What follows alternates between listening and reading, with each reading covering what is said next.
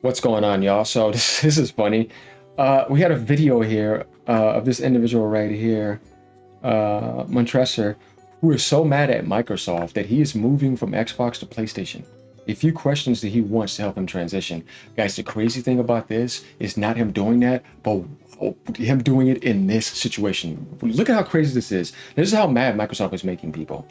This is what he says. He says, thank you everyone in advance. I'm zooming in for you guys. In advance for any responses. I own a bunch of backlogged Xbox games. He's been with them digitally and on disc. And I'm subbed to Game Pass until 2028.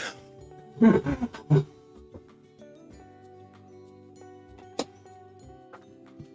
have to understand, guys. He's so mad that even with Game Pass being, he's still wanting to go. Damn, boy, Microsoft made this dude so mad. He's ignoring the 2028 Game Pass and going to PlayStation. That's crazy. I don't know what to say about that, man. He's at it. However, for various reasons, I'm fed up, and I want to be on the PlayStation yesterday. He said, I'm soon going to have a PS5 Pro. Still trying to figure out if I need PlayStation Plus Essential versus Extra versus Premium. Well, depending on what you want to do. What I recommend for him is Extra, not the Premium. Because you want to go catch up on all those games. You're going to have it like Game Pass for you day one. Because the reason why I say that is because all those games are on their service now after a while. So you have so many great PlayStation games that are going to be sitting there in front of you. Like I did when I came back to the PS5, because I was kind of absent for a little bit. You just go on that service and grab all those and beat all of them for a really good deal. Because all those games you're about to be getting, because you ain't never played a single PlayStation game. Yeah, you're gonna be set. And like I said, go for the Extra. If you do see this video, if I can find him a tag or something, I would not go for Premium unless you're like some classic freak or whatever. I've never gotten it. I've only went for Extra because I feel like when it comes to that type of stuff, I can just go to GOG. If you get what I mean. Just saying. For some of that stuff, I'm like, not impressing me. Then I can get that right here. DRM.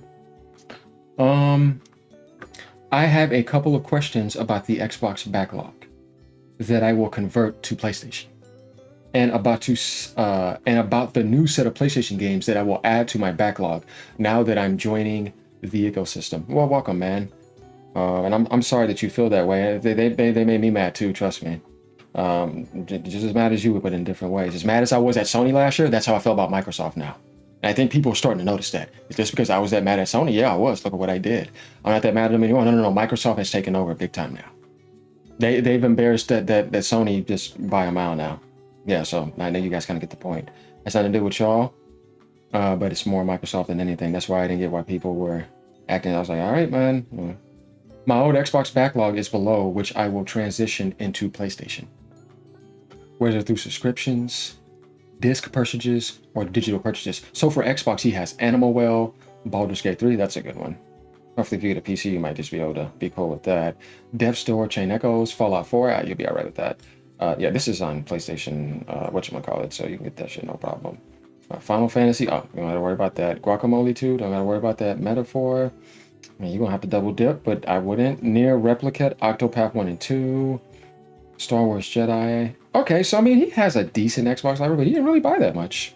It's mostly on Game Pass. You can tell he don't have much at all. Now going down, here are the additional games I plan to add to my backlog. He said, now that I have a PlayStation, these are games I've been eyeing for years. So of course, as an Xbox gamer, this guy's being honest now and coming out after Microsoft has pissed him off. And he's saying how he really feels and how he's always wanted to play these games as an Xbox gamer, but he just couldn't get to them. And I like that because he's being honest, and I respect this person. 13 Sentinels, good game. 25th Ward Silver Case, that's a unique game. Astrobot, amazing game, just didn't get supported like it needed to. Astro's Playroom, that's cool. Death Stranding 2, unique, amazing experience if you're into it. But if you played 1, you should definitely go for 2. And I can't wait to get to it. I haven't got to it yet. 7 Remake and Rebirth, oh yeah, that's going to be on the whatchamacallit. You're good. Just go on the service. Ghost of Tsushima, go on the service. Yote, you know you got to buy that. 2018, go on the service. Ragnarok, I think that's on the service. You see what I mean now? Like, for people that are coming into the PlayStation ecosystem, you do kind of have that aspect, like that waiting there, because it's not day one. So you can catch up on all those games. For him, this is going to be gold because he has all that for services for him. So he's getting a really good deal if you look at it from that standpoint, right?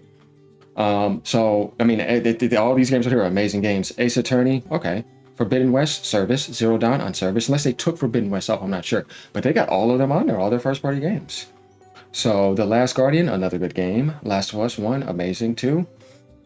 You're gonna enjoy it, but you know, I hated that ending, and I don't like what Neil Druckmann did with the direction compared to Amy Hennig and Bruce Straley.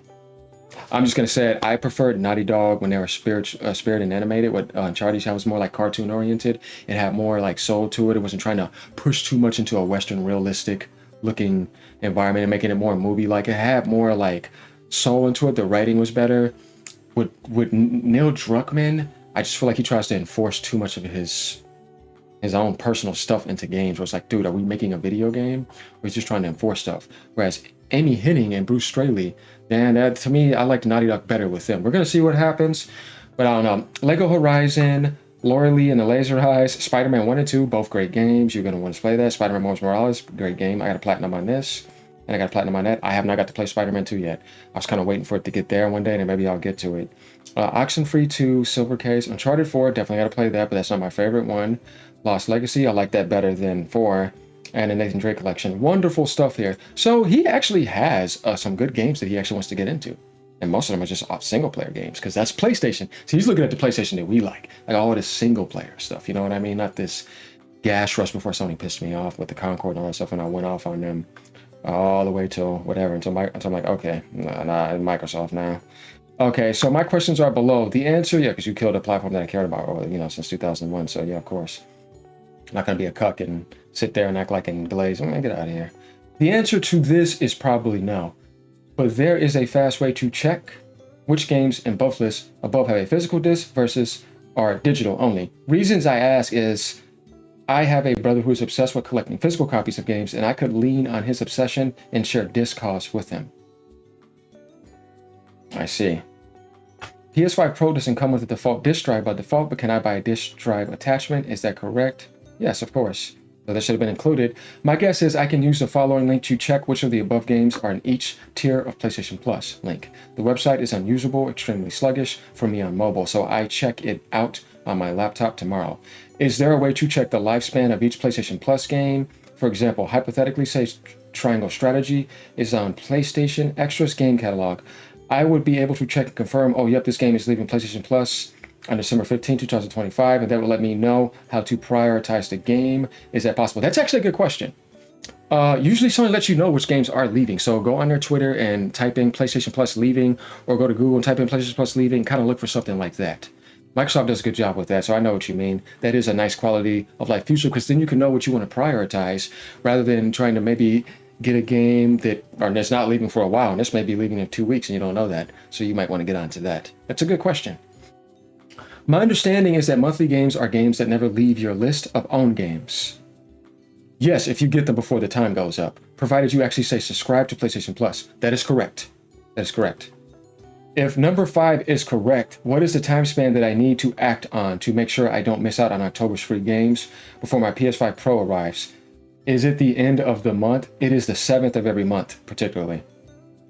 So it doesn't matter. As long as you get that, you're good.